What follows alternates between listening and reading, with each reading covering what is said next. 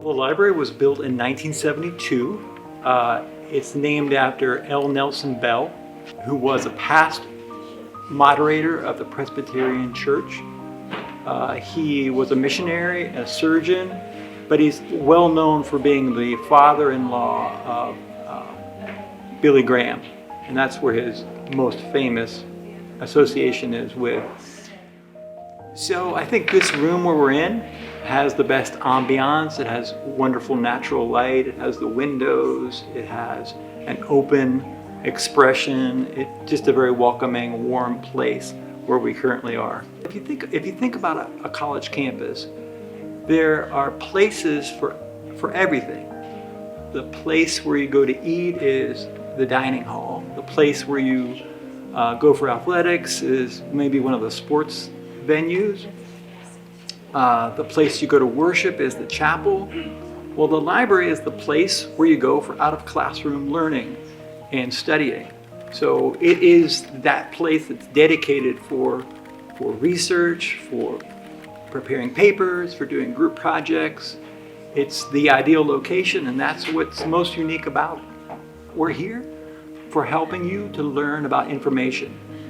If you think about like human history, historians have always grouped periods of time based on the predominant material of that age. So like the Bronze Age or the Iron Age. Well, today we're in the information age, and students can learn about information, what it is, how to find it, how to analyze it, how to evaluate it from us in the library. That's what we primarily do, teach about information. So that's the thing they can learn most from us. Oh, I think it depends on the kind of work they're doing.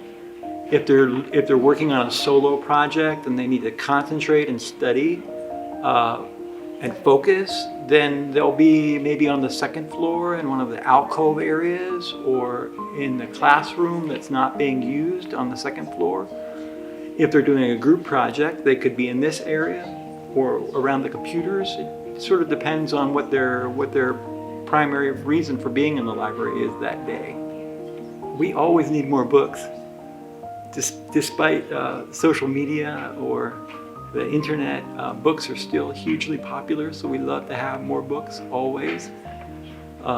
We also would love to update the building. We need a new carpet, or we need a new roof, but we're just happy to be able to get a few extra books and resources that students can use for research and writing. The library stands ready to help any student with research or any writing. We have in the library the Thrive Center. So we function together as a team where we will help a student to find the research materials that they need and to learn about their topic. And then as they write or prepare a research presentation, they can go to the Thrive Center for greater assistance, either tutoring or the Writing Center that will help them finish their project.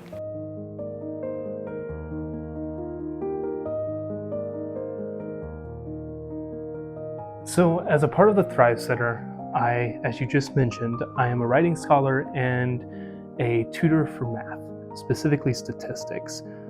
As a part of the Writing Center, I help students be able to choreograph and write their specific papers to meet the needs that they have.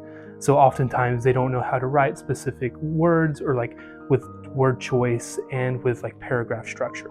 I help with that. With the Math Resource Center in statistics, I help students be able to understand the concepts of math.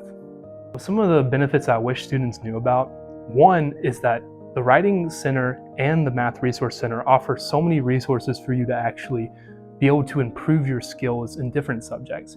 However, there's a lot more to the Thrive Center. There is also an idea of career development. So post-college opportunities you can find within the Thrive Center. I don't think a lot of students know that. And I think that needs to be something that students need to hear more about.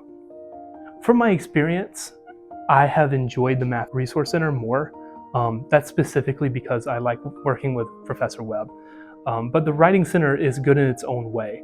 It has its own different perks and benefits. So I think it depends on the person. I think it's hard to say because the two are very different. One's for English and one's for math. So you can't really say one is better than the other. I can say from my experience with math, I definitely can help people with stats way more than I can with people with a paper.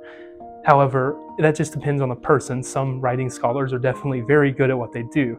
I'm not saying I'm bad at what I do, but I definitely prefer doing statistics.